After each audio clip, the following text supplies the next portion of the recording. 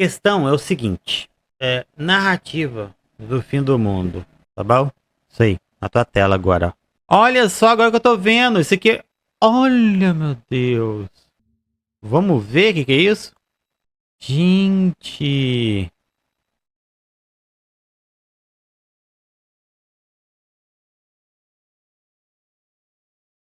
A ONU fez uma intervenção aqui no vídeo. Olha que bonito, que legal.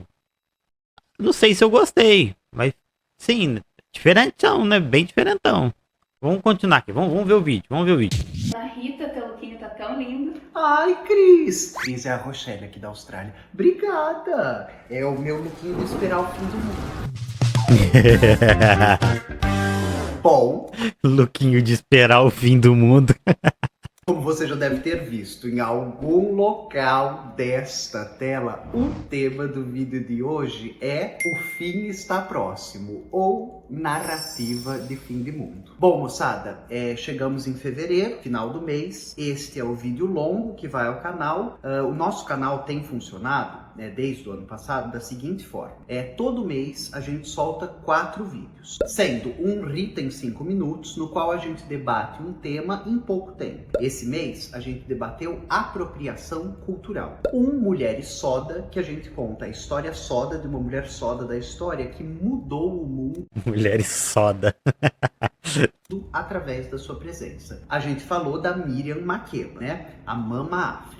Logo em seguida a gente tem um ABC do socialismo, foi ao ar o 6º da série, e agora a gente chegou ao vídeo longo. Todo vídeo longo, ele é disparado através de um acontecimento da cultura no Brasil. Em fevereiro, o que não faltaram foram esses acontecimentos. Eu pensei em falar sobre como a direita e setores liberais reagiram de forma desproporcional à fala do Lula, que comparou um genocídio a outro genocídio. Mas a maioria dos nossos colegas de campo na esquerda marxista já fizeram vídeos sobre isso.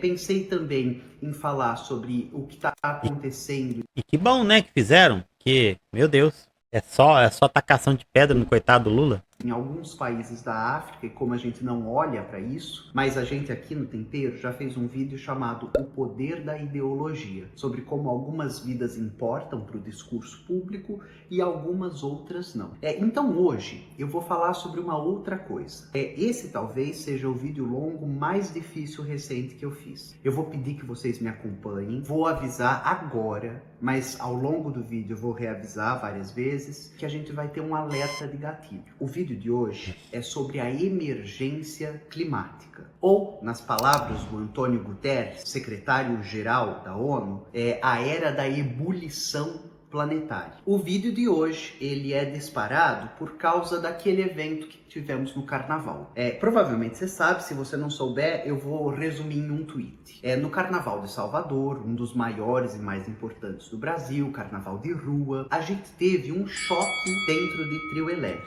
Esse choque foi discursivo. De um lado, a fanática religiosa Baby do Brasil Gente, eu me perdi na narrativa do Brasil que não sabia que a Baby do Brasil teria se tornado uma fanática religiosa.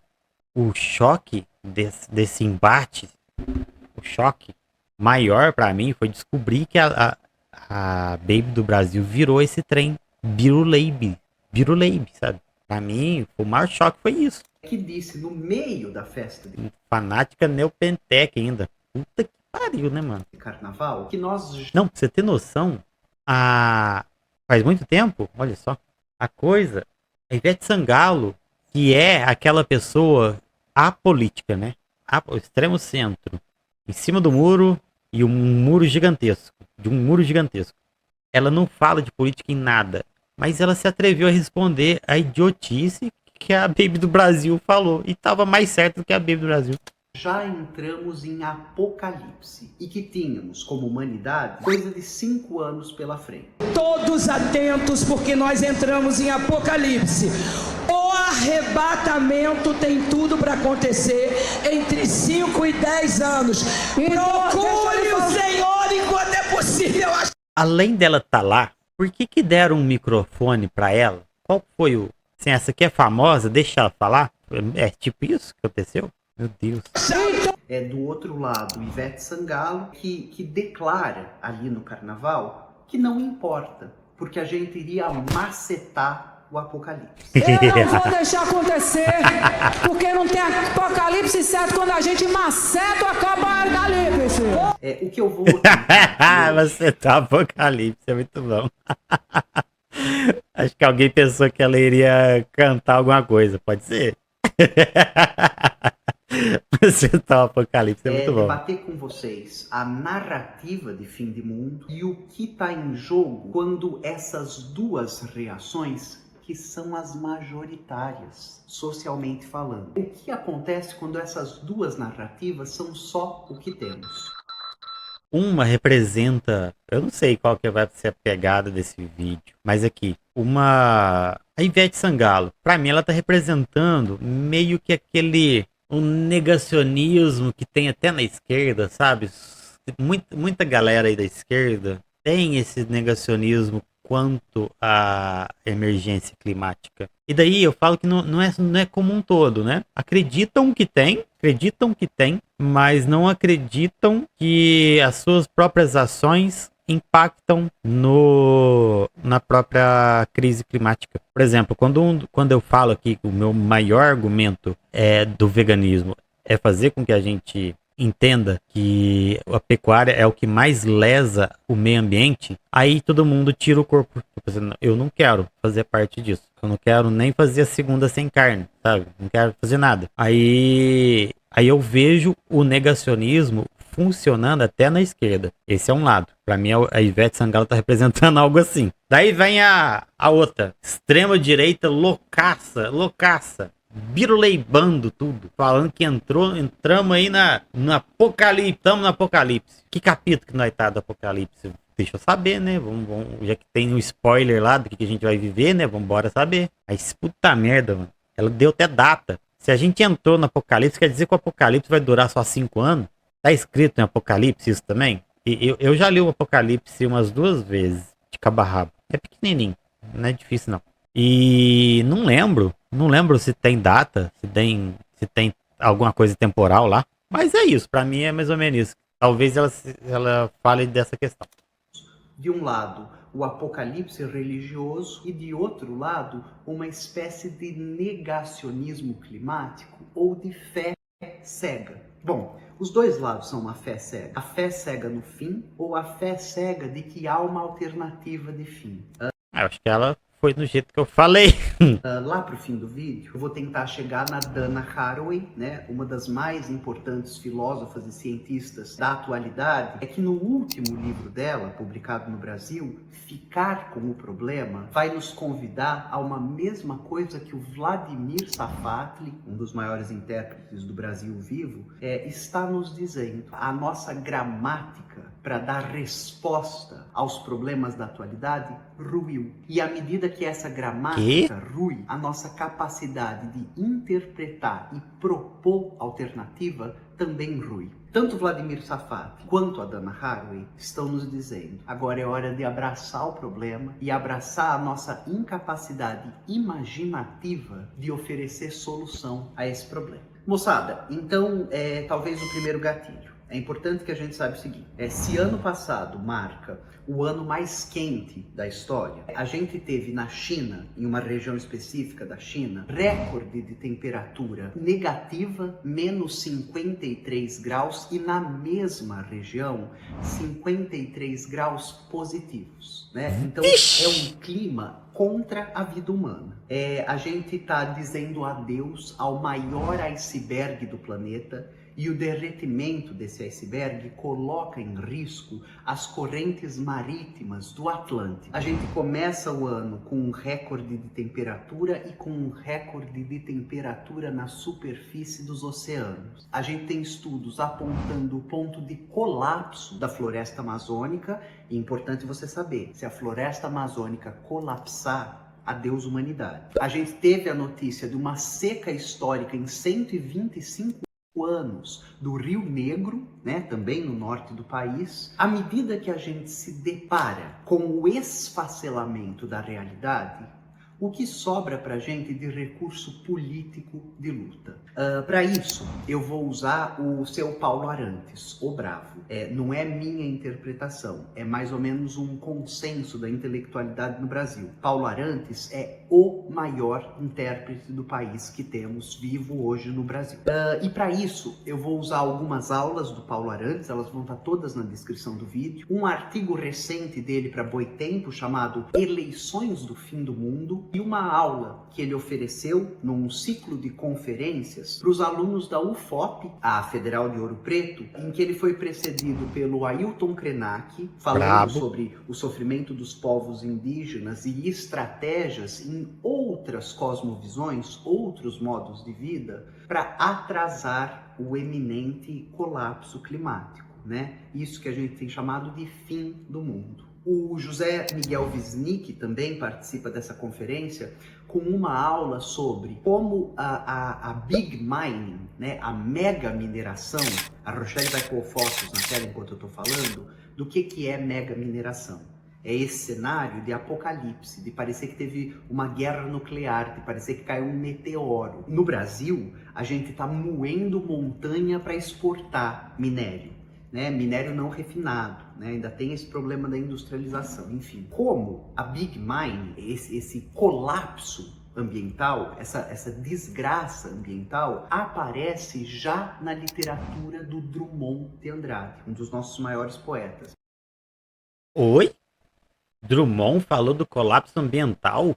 Num livro dele dos anos 50, Claro Enigma, de 1951, o Drummond tem esse poema, talvez um dos mais importantes dele, Máquina do Mundo. E o Wisnik tem um ensaio brilhante interpretando como o impacto ambiental gerado pela grande mineração, essa mineração de proporções nunca antes vistas na história, aparece cristalizada na poesia desse poeta. Outro intelectual que participa da conferência é o Horácio Araoz. Ele publicou aqui no Brasil, pela editora Elefante, em 2020, um livro que faz uma genealogia da grande mineração e do desastre eminente do nosso modo de vida. O Paulo, ele se pauta na ideia da destruição e da modernidade. Essa não é uma ideia nova. Aqui no Ocidente, a gente tem uma longa tradição na filosofia de intelectuais que perceberam que o paradigma da modernidade, né, essa novidade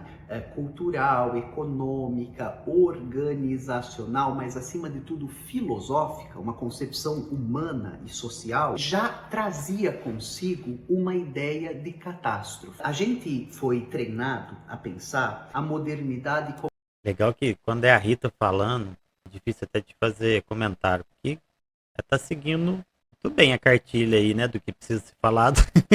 Como emancipatória, né? O sujeito cartesiano do René Descartes é esse sujeito individualizado, é esse sujeito isolado da natureza, né? Ele é um sujeito social, ele não é natural, isolado da crença de Deus. A ideia teleológica de final para de orbitar em torno do humano e o humano se descola dela como sujeito. É meio que um fetichismo. Não é o fetichismo, tá muito longe. Mas o fetichismo ele se baseia na não capacidade da teleologia. A pessoa não consegue imaginar o fim, nem o começo. Não. É o contrário, né? Eu tô pensando é o contrário. Pera aí. É o contrário. É a alienação dos meios de produção. Ignora aí.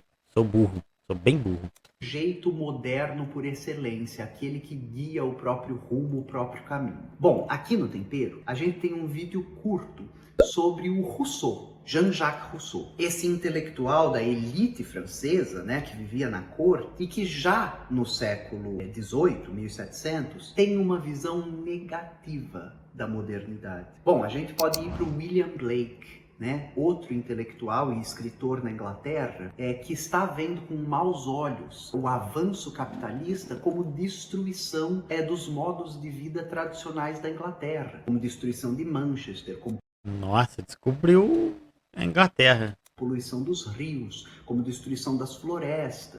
Marx já falava isso quando escreveu o Capital, escreveu o Manifesto.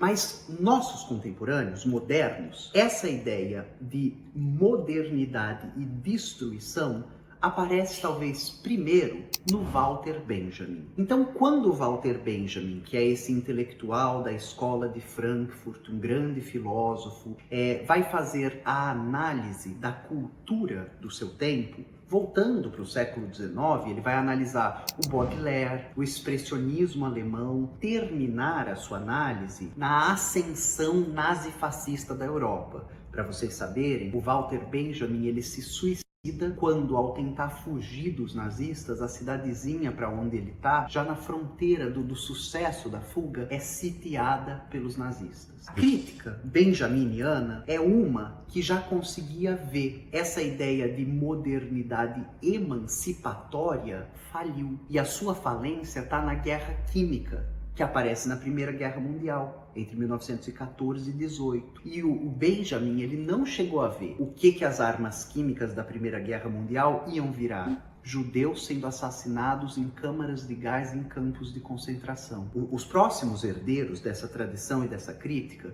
são o Theodor Adorno e o Horkheimer. O que eles foram capazes de perceber? Nesse livro, Dialética do Esclarecimento, também pode ser traduzido como Dialética do Iluminismo. Nossa, eu quero muito ler esse livro. Vou ter que ler. Eles vão dizer, e talvez... Será que... acho que não tá livre, não. Essa é uma das frases mais importantes da obra. Que o mundo, a Terra, plenamente iluminada, a era das luzes, a ciência, a razão, conhecia agora o sol de uma catástrofe imensurável. Do que a gente está falando? Da Segunda Guerra Mundial. Qual? Deixa eu ver. Dialética do Esclarecimento. Importantíssimo, bem hard, mas excelente. Esse eu não li, não. Guerra Mundial. Do que a gente está falando? Da percepção europeia de que essa ideia de E eu gosto de Adorno, hein? Eu já li muito Adorno. Avanço, progresso, emancipação eram a face iluminada de uma face soturna e sombria, que era a destruição de tudo que havia e o prenúncio da destruição das possibilidades de vida no planeta Terra. Deixa eu explicar uma coisa para vocês. Narrativa apocalíptica, a gente tem desde a Bíblia. Fim do mundo, bem que o povo da igreja fala. A ideologia cristã.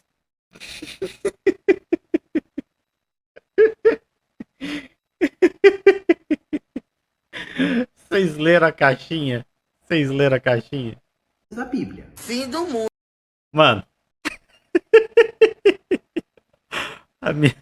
A sua prima Laís derrubou. Boa. Obrigado, Laís. Ai, que camarada é camarada, né? Fala a verdade. Caralho. Mundo, bem que o povo da igreja fala. A ideologia cristã, a mitologia cristã, ela pensa o tempo como uma linha. Povos originários indígenas brasileiros não vão pensar dessa forma, né? O Nego Bispo, por exemplo, ele nos diz sobre começo, meio e começo outra vez. Agora, o que será que acontece quando a linha temporal de um povo começa em Gênese e termina em Apocalipse? Volta para Baby do Brasil. Um dos nossos problemas é esse. Caralho. Então todo esse rodeio foi para chegar nesse ponto. Meu Deus. Eu acho que a Rita deu uma complicada a mais nesse texto aí, viu? Desse roteiro. Se pá, não precisava tudo isso que ela falou, não. É entender que a gente tem uma ascensão populista que se vale do Aí eu vou mandar isso aí pro... Não é qualquer um que vai entender, não. discurso religioso, tô falando do bolsonarismo, mas não só. Mano, eu tinha um outdoor desse lá na minha cidade e eu fui ameaçado de morte porque eu editei ele e postei no Facebook. E eu, na época, eu tinha um alcance bem grande, sabe? Meio que a cidade inteira via as coisas que eu postava e reagia. Então era ou odiado ou amado por todo mundo. Daí eles pegaram essa edição que eu fiz e mandou num grupo desses com milhares de pessoas bolsonaristas e me encheram de mensagem. Encheram de mensagem. Ameaça, caralho a quatro. Sabe aquela academia que o Bolsonaro vai visitar, o Craquiane? Que? Do lado da casa da sua mãe? Meu Deus. Caralho.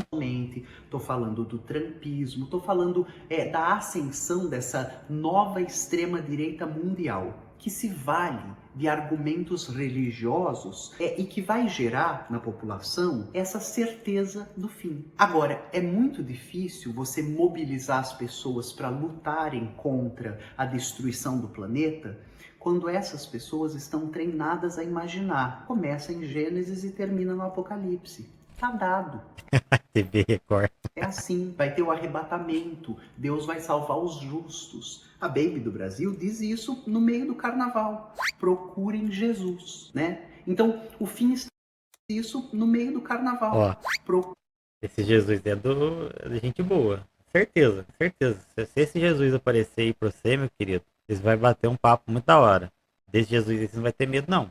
Procurem Jesus, né? Então, o fim está dado. Não há o que pode ser feito. É uma visão mecanicista da história. A gente desenrola para o fim. A nossa questão é que o discurso que parece se opor a esse apocalíptico da Baby do Brasil é tão apocalíptico quanto. Quando a Ivete propõe como alternativa... Eita, rapaz! Olha só! O fator desmobilizador que eu cantei a bola lá no começo vai ser o que ela vai usar como desculpa para parelhar os dois discursos. Macetar o apocalipse, a gente deu as mãos para o negacionismo climático liberal, de esquerda, bacaninha. De esquerda. Nós estamos... De esquerda. Eu já contei para vocês que eu tinha uma página, tinha um site da minha página Emancipa Mídia Livre, onde eu postava alguns textos. Um dos textos que eu postei foi falando isso, sobre onde eu fiz um editorial sobre o filme Don't Look Up. Sabe aquele filme Não Olhe Pra Cima? Aquele filme, pra mim, é o negacionismo climático purinho. Daí eu fiz esse texto e relacionei no título eu coloquei Não Olhe Pra Cima e o negacionismo da esquerda. Foi esse o título do meu texto. Vamos continuar aqui. Nos 45 do segundo tempo. As métricas estabelecidas pelo Acordo de Paris. O ruim é que eu perdi o site, né? Não ter dinheiro para manter o site é triste nessas horas. Daí o texto foi pro beleléu.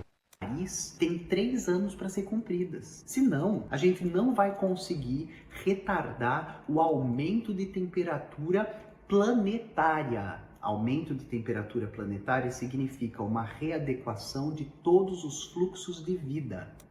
Todos os textos, eu tenho alguns resumos que são alguns parágrafos que dá para colocar no Instagram, né? Porque o Instagram é limitado a 2.200 caracteres. Aí geralmente eu fazia um texto, os 2.200 primeiros caracteres iam para a postagem no Instagram.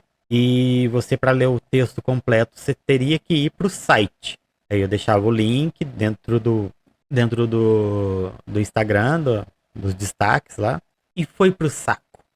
Do planeta. Quando eu digo readequação, eu estou sendo eufêmica para dizer uma mudança brutal de tudo que a gente conhece. Essa é a ideia de apocalipse. Não pensar apocalipse como Armagedon, como esse dia que vai encerrar tudo. Pensar apocalipse como um ciclo de destruição de tudo que a gente conhecia como vital. Eu fui a um podcast com a Mari... Caralho. Uma morte lenta e traumática. A Rita nem gosta de chocar, né? Quem tá assistindo ela. De tudo que a gente conhecia como vital. Eu fui a um podcast com a Marimun e a Titi Miller, o Acessíveis. Lá eu falo sobre a eminência da crise climática e que agora, mais do que nunca, é o momento da gente angariar os nossos recursos de esperança. Porque é essa postura do tá dado, é o fim, não há o que pode ser feito. É exatamente o que a classe dominante precisa que nós estejamos fazendo. Não sei se você sabe, espero que você saiba, que isso não seja novidade. Eles estão fazendo bunkers. Provavelmente vai falar disso. Para você, hotel espacial sendo construído por Aí. e para bilionário. Bunker de Aí. sobrevivência sendo construído para e por bilionários. O que será que eles sabem que nós não sabemos? Lembra do filme Don't Look Up? Quando a sociedade de consumo estadunidense está defrontada com um meteoro que vai destruir o planeta? Mas o discurso hegemônico é: isso é besteira de cientista, isso é alarmismo, isso é... E eles conseguem, através desse discurso, tempo para que a população continue produzindo, continue trabalhando, para que não haja revolução e eles deem os pulos deles para sobreviver. Meus anjos e minhas anjas, porque os bilionários estão construindo bunkers de sobrevivência. Veja se você entende o que eu estou te dizendo por negacionismo liberal, negacionismo de esquerda. Esquerda entre todas as aspas. É porque enquanto esse... É que, a gente, é legal falar negacionismo de esquerda porque choca a esquerda. No entanto, você tem que lembrar que esse negacionismo não é só da esquerda, é de todo mundo, sabe? Só da esquerda não é, de todo mundo. Esse setor, capitaneado por um discurso conservador e reacionário da extrema-direita, te diz: é o fim, acabou, procure Deus. O outro lado tem produzido como discurso um negacionismo bacana de ouvir, né? Ótimo ouvir a Veveta falando que vamos macetar. Não vamos, galera. Assim como estamos, nesse passo que estamos, não vamos macetar o apocalipse. É ele que vai nos macetar. Durante a COP28, a última reunião que debate o rumo do planeta e que foi financiada por Não posso fazer 3 coisas ao mesmo tempo, que essa tweet já trava. Eu, hein? Caralho. sheiks árabes que ganham dinheiro com a extração e exploração e refinamento de combustíveis fósseis, ela tem um Tudo petroleiro que eu acho que vale destacar. O Gustavo Petro, que é o primeiro presidente de esquerda da história da Colômbia, que inclusive foi indicado ao Nobel da Paz, ele diz: olha, os nossos acordos, eles estão no papel.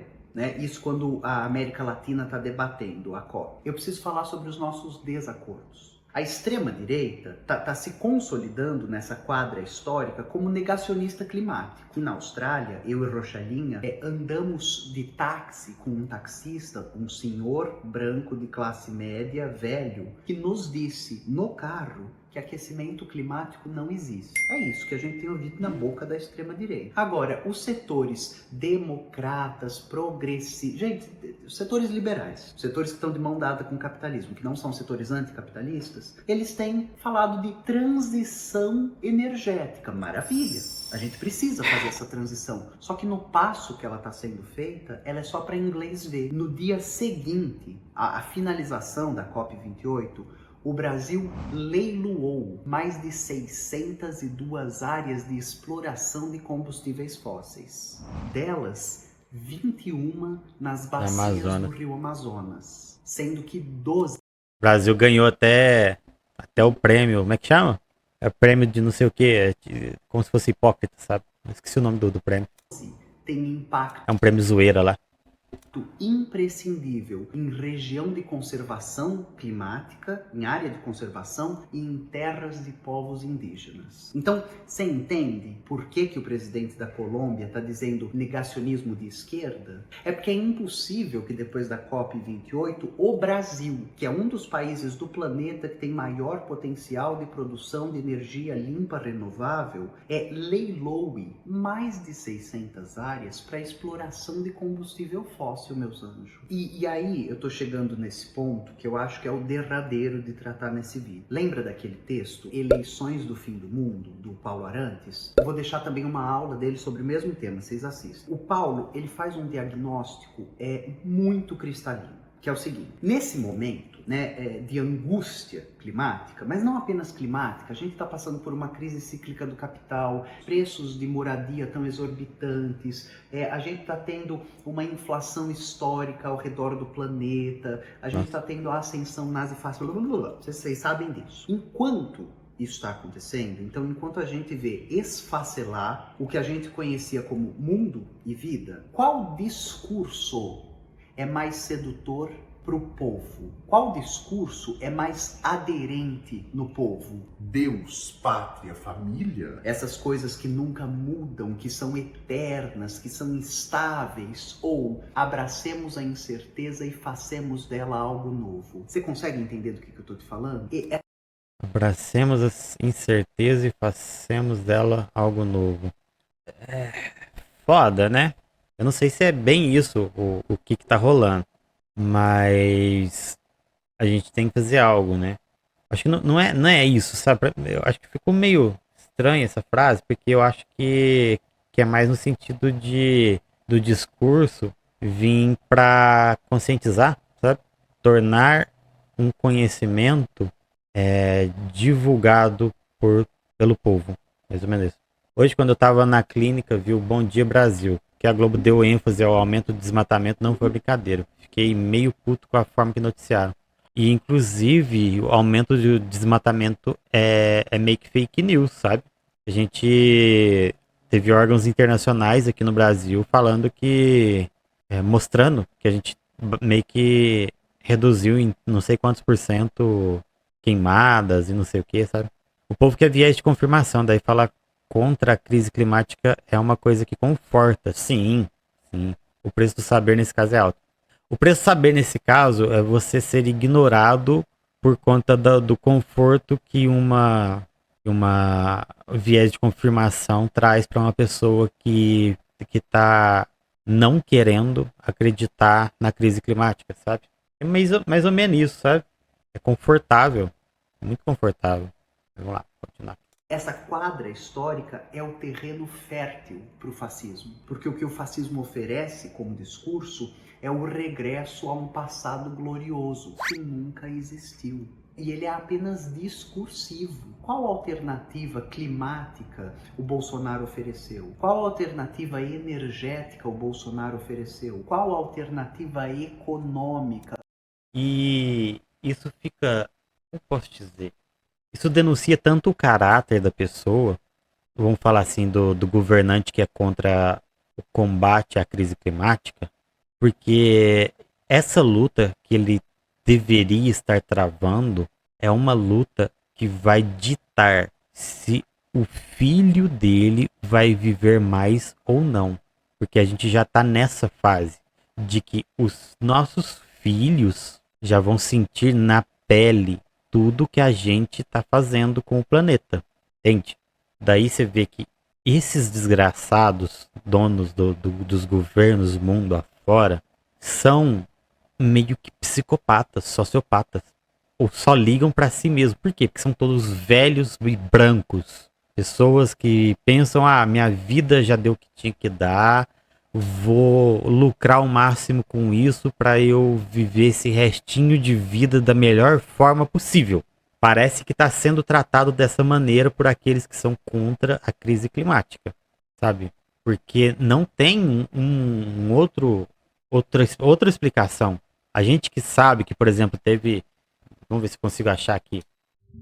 Ó, documento, cientistas, crise climática. Olha isso aqui. Vou colocar certinho aqui para vocês verem. 15 mil cientistas assinam relatório em que alerta sobre o colapso ambiental. Infelizmente, o tempo acabou. Gente, são 15 mil pessoas estudando isso que assinaram o relatório. 15 mil. Não é meia dúzia, viu? Não é meia dúzia. Voltando aqui. Nenhuma. O que foi oferecido, pelo contrário, era o discurso do é isso, se vira. O mais forte sobreviverá. Lembra do discurso da pandemia? O físico de atleta, o histórico.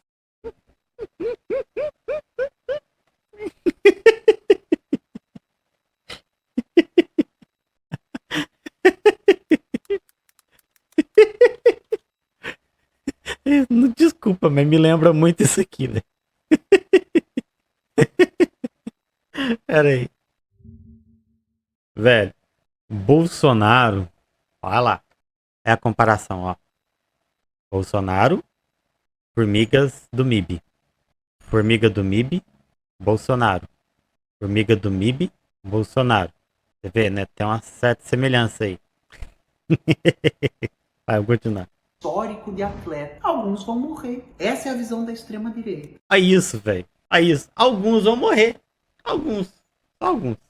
Agora, em oposição a isso, qual é o discurso que a gente precisa produzir? Primeiro, a gente não pode compactuar, e aqui entra a Dana Haraway, a gente não pode compactuar a ideia de que o fim está dado. Sobre isso, tem uma matéria da BBC que foi feita com uma pesquisadora de Oxford, a Hannah Ritchie, né, uma cientista de dados, que vai se pautar numa pesquisa global com a juventude. Então, foram ouvidas a geração mais jovem do planeta, né, apta a responder uma pesquisa, e metade dos entrevistados e entrevistadas acredita que a humanidade está condenada. Não há mais nada para ser feito. Você entende que à medida que... Mano, isso aí é muito Fukuyama, né?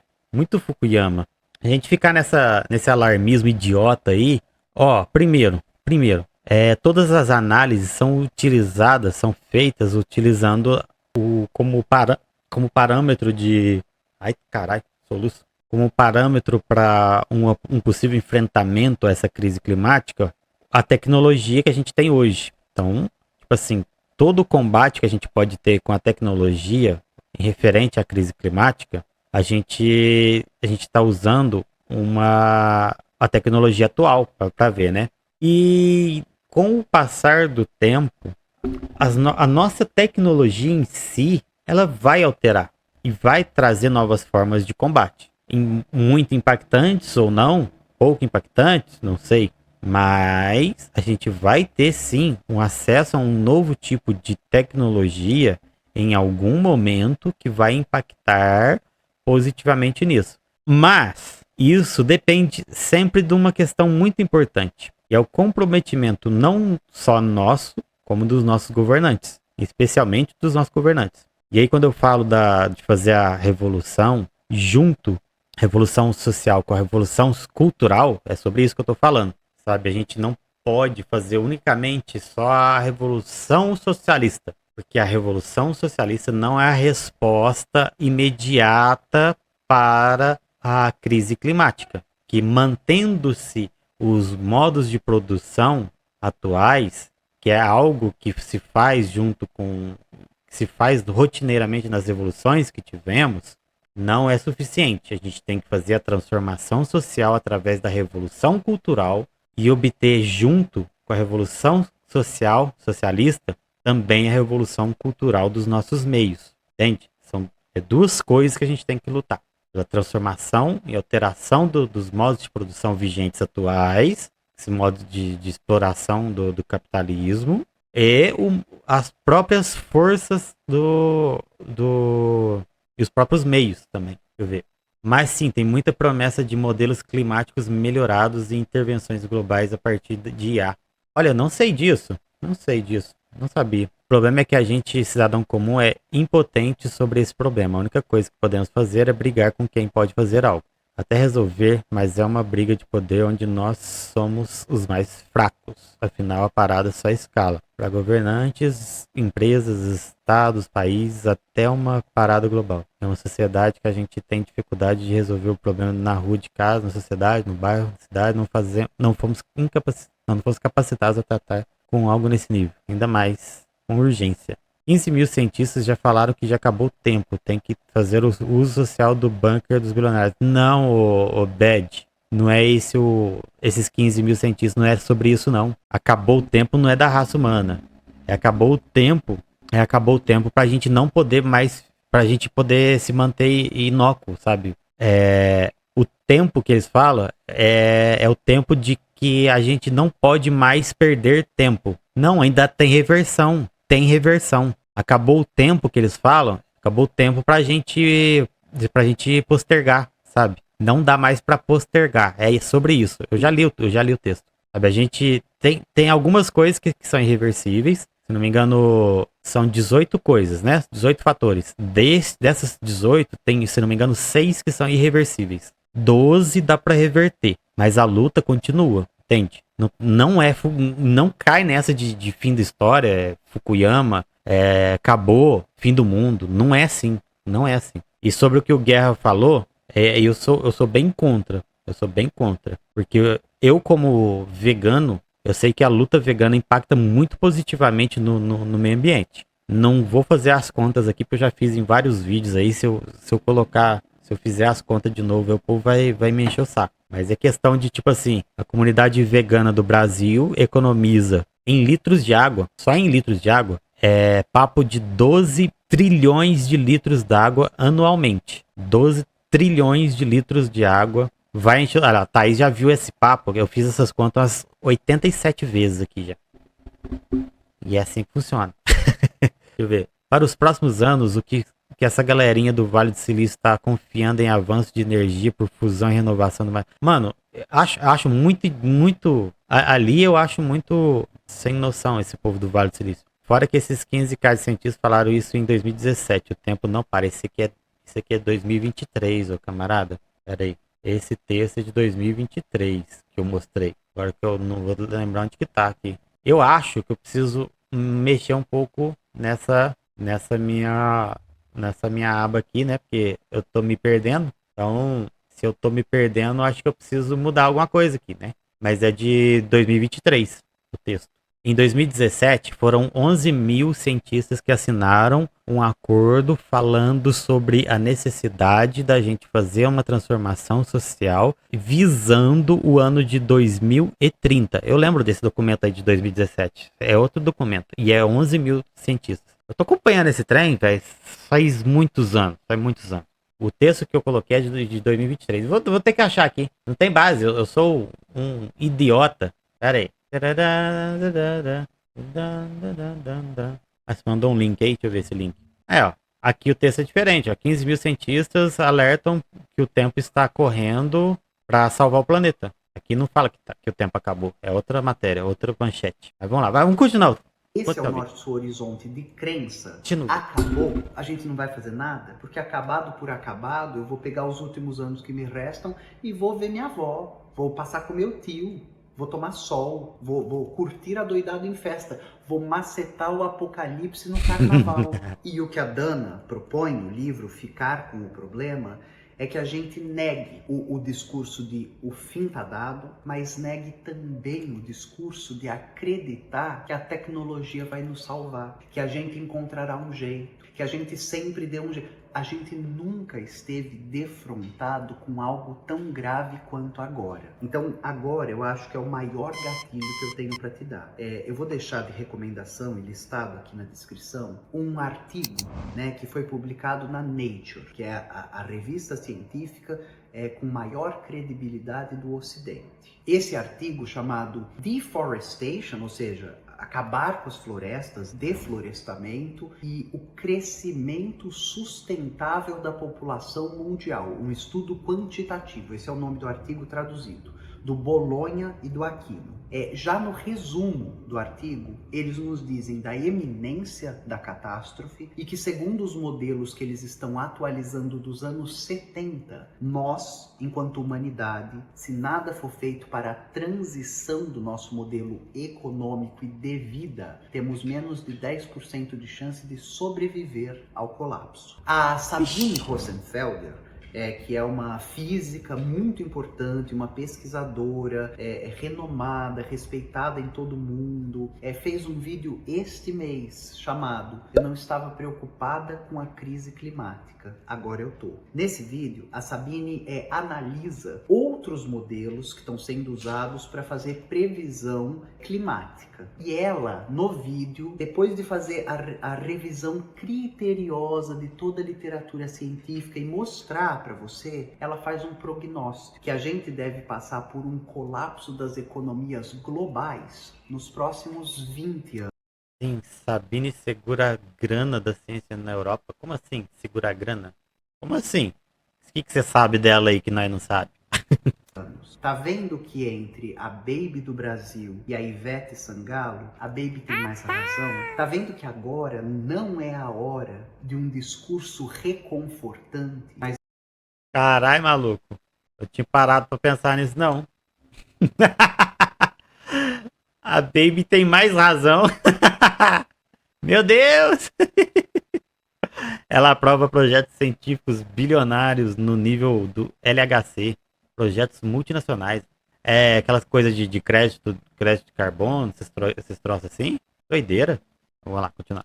Da gente se engajar com todas as nossas energias para mudar as coisas. Para além disso que eu estou dizendo, eu vou deixar listado uma série de pesquisadores climáticos que estão fazendo divulgação científica aqui nas redes. Por exemplo, a Ana Sanches, que é doutoranda pela USP, pesquisa racismo ambiental. A Karina Bruno Lima, que é doutoranda em climatologia, tem feito um trabalho importante nas redes. Eu conheci ela agora quando estava preparando esse material sobre a gente não dar as mãos para o discurso conformista do fim do mundo, porque ele é o fim do mundo. Se você me conhece há mais tempo, você acompanha o canal, você sabe que eu sou uma educadora freiriana. É que o Paulo Freire, uma grande parte da sua revolução pedagógica é desmontar qualquer visão mecanicista de história. O futuro está dado.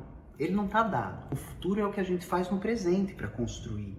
O problema é, a gente vai precisar de todas as nossas energias agora, no presente, para que possa haver futuro. Vou deixar um podcast em que a doutora Fernanda Feil, que é professora da UF, participa do Café da Manhã da Folha, no qual ela vai falar sobre o poder do dinheiro e a emergência climática. Como essas duas coisas estão em desalinho.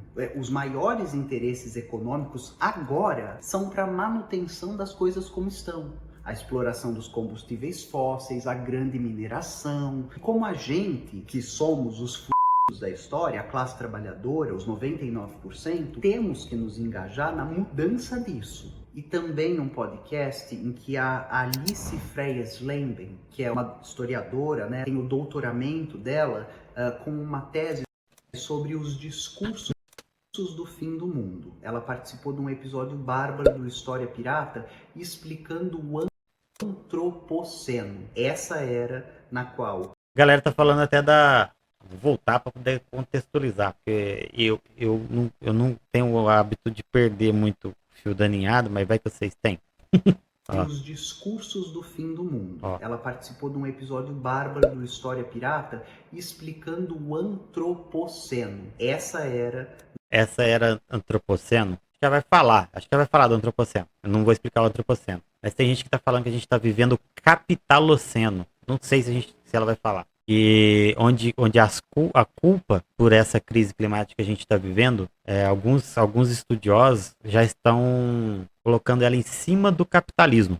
Esse estudo do antropoceno meio que culpa a ação humana frente ao meio ambiente para fazer com que... Fazer não, né? Para explicar que a crise climática é culpa de ação humana. Aí se chama de antropoceno. Aí tem a galera que já está indo além. Não é só o homem em si, mas sim a ação do capitalismo que faz com que o meio ambiente seja alterado a ponto de ruir. Na qual a ação do homem, aliás, talvez a gente devesse chamar de capitaloceno, que é a ação dos grandes capitalistas, né? É a ação econômica do sistema que vivemos. Mudou o funcionamento do planeta, o funcionamento climático do planeta. Estamos falando de uma nova era. Mas eu vou tentar concluir com a Dana Haraway e o Raymond Williams. A Dana, quando ela nos diz o seguinte, é necessário que a gente dê início ao quitoloceno, quiton, a terra, a profundeza, que a gente seja capaz agora de fazer aliança com aqueles que sempre guardaram o planeta, os povos indígenas, a fauna, a flora, que a gente seja capaz de respeitar os direitos da natureza,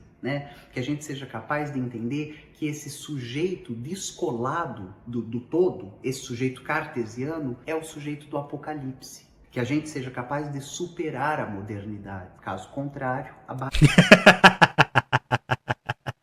Tiloceno. É boa. Ai.